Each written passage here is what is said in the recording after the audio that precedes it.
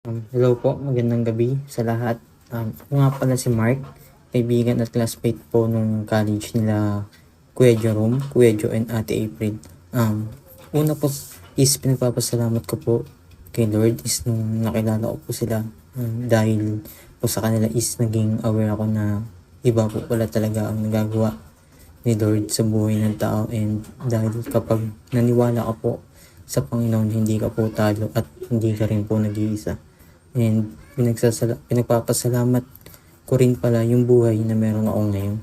And then, may pagsubok man minsan, pero hindi po nawawala yung guidance and protection ng Lord sa akin at sa mga mahal ko po sa buhay. And talaga po na napaka-powerful po ng prayer, dahil lahat po ng blessings na meron ako ngayon is galing po lahat sa Kanya. And ayun naman po ang aking maikling pasasalamat sa araw na ito, and maraming salamat po sa opportunity na makapagsalita po ako dito.